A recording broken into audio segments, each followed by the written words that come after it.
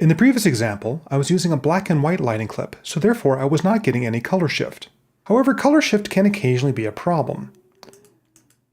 For example, I've got these nice gears here. I want to add some shadows and lighting effects to them. I've decided that the movement in this lighting layer is the exact type of movement that I would like. It has a strong vertical orientation, just like the gears, and has some fun flashing going on. The problem is that this clip is very colorful. So if I apply it in something like an overlay mode, you'll see we're going to get a lot of color shifts in the underlying gears. Too much so, to be honest. Well, there's a couple ways of fixing that. Mainly, we want to turn it to a grayscale image. The common way of doing it is apply color correction, hue saturation, and back off on the master saturation. Get it down as much as you want to where it's just a lighting effect rather than a colorization effect. And we'll run preview, and now you'll see really fun shadow play going on across this scene. Add some excitement to it. However, oddly enough, hue and saturation is not the best tool in After Effects to make an image grayscale. Let's go ahead and look at it in isolation. Turn off the master saturation all the way down to -100. And look at these frames like around here. You see that black line? That's a color transition that just isn't looking so good when I reduce the saturation. I'm going to save a snapshot, Shift F5, remove hue saturation, instead apply effect, color correction, tint. Believe it or not, adding a black and white tint effect is a better way of getting a grayscale than removing saturation, at least in After Effects.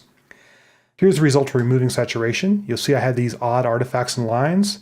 This is the result of using just the tint effect. Much nicer, much smoother. Go back to put it in overlay mode. Ran preview again. And now I have just my shadow play going across the scene without getting the blues and greens and other colors coming in. If it's too much, I can always just back off the amount of tint and get some of the colors back in that was in the original footage. Let's pick a happy balance somewhere around there, so we just get a little bit of coloration. Okay, sometimes you want the colors, you just want a different color. Here's our gears again, which we're very familiar with.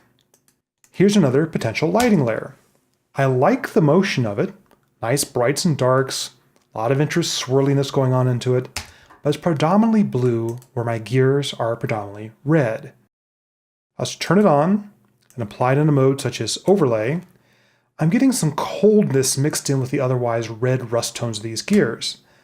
I'm RAM previewing and you see the color shift just doesn't look so good. Well, it's very simple.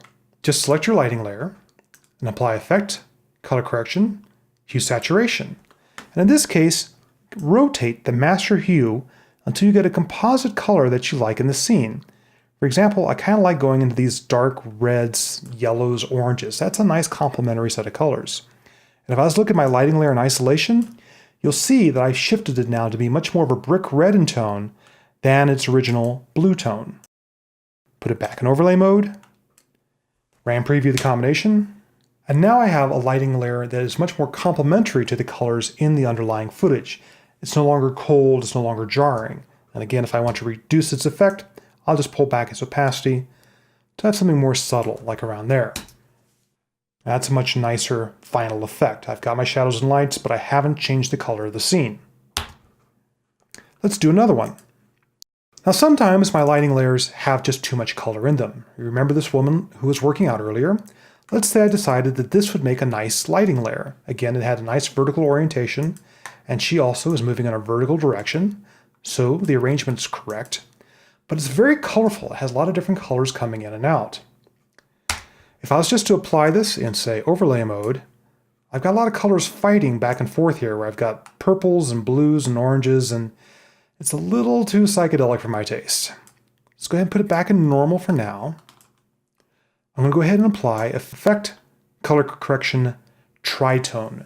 Tritone is the best effect in After Effects to apply a nice color tint to footage because it keeps the black and white points the same and moves just the middle color. What shall we use for the middle color? Well, let's use the original footage. I'm going to turn off my lighting layer for now. The effect is still applied, but I'm seeing my original layer underneath. I'll take my eyedropper. I'll pick one of these nice warm oranges or flesh tones, such as around there. Turn my layer back on. Now it has much more of a pinkish orangish tone.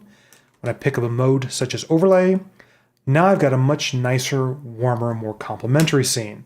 And as I ran preview, you'll see that instead of having those rainbow sherbet colors, I've got nice, warm reds and oranges that complement the scene rather than changing it or fighting it. I think this is more appropriate.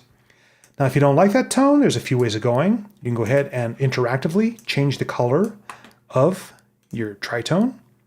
Darker, lighter, play with the hue a little bit, maybe go a little bit more yellow. Or if you find opening up another dialogue to be too fussy, you just go ahead and apply effect, color correction, hue saturation, and now rotate the hue of your lighting layer on top. There we go. If it's too strong, just back off the opacity. There's the original. There's with a little bit of warming light added. Ran preview. And now I have a much more subtle lighting effect.